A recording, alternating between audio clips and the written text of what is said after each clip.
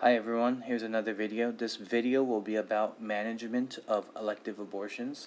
I will also include part of normal abortions, and we'll talk about the diagnosis for those normal abortions and how to what's the best next step and the treatment for it as well. Not completely about the treatment, but we'll get into that soon. Anyways, so this is the management of elective abortions. You have to know that most abortions occur within the first trimester, okay? And this is 90% of abortions occur at that time. So if someone comes to you and says, "Hey, I'm in my first trimester. I want an abortion." This is an elective abortion. So what you're gonna do, you need to verify her gestational age first, okay? So if because this will basically tell you what type of management you needed to do depending on the gestational age, okay? So if she's less than 10 weeks, you're gonna do medical management with oral mifepristone, which is a low dose, and remember, and oral or vaginal misoprostol. Okay, and that's if the patient's gestational age is less than 10 weeks. However, if it's greater than 10 weeks, then you're going to do surgical management, and that's a manual uterine aspiration, or you can do a dilation and curage, more commonly famous for between medical students. We hear this all the time, with a vacuum aspiration. Dilation curage is also called a DNC. Okay.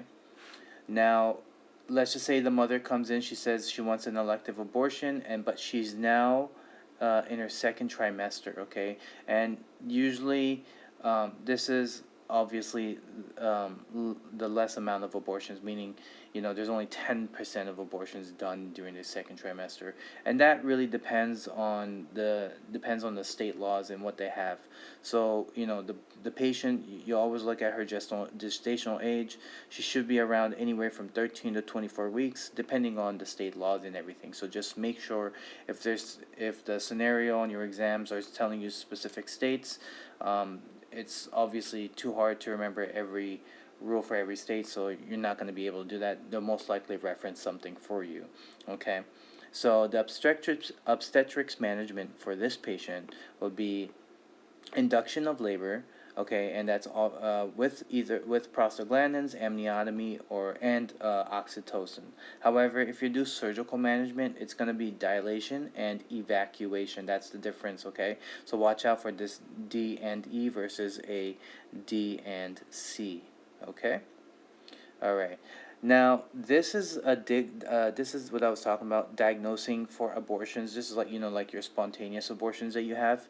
Okay, so when you want to diagnose your abortion, what you're gonna do, you're gonna find a lot. You're gonna base your diagnosis based off your clinical presentation and your physical examination. Okay, and that can show you a bunch of things. You can see a non-viable pregnancy, gestational. So basically, you have a non-viable pregnancy, and in that non-viable pregnancy, we'll show you a gestational sac that is greater than 25 millimeters without a fetal pole. Very important, okay?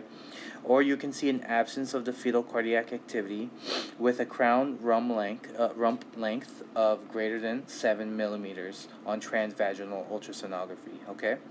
Now, if they ask you what's the best next step for diagnosing, after you have diagnosed, then the best next step would be the ultrasound, okay, and that ultrasound can identify a multitude of things right here. You can read that.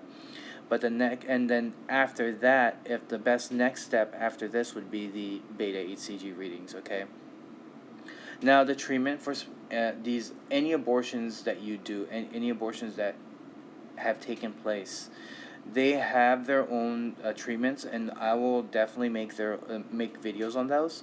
But for now, what I want you to know is that if the mom is Rh negative, you have to give her the rhesus monkey immunoglobulins, okay?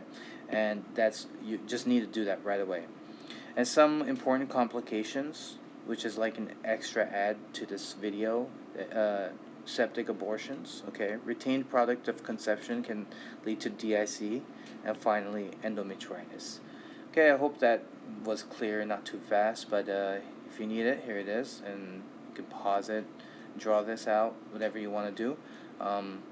As always, I always take my information from either UWorld or the First Aid for USMLE Step 2CK, and those are the only two sources I always use. This is all from First Aid, okay? So hopefully it helps you guys.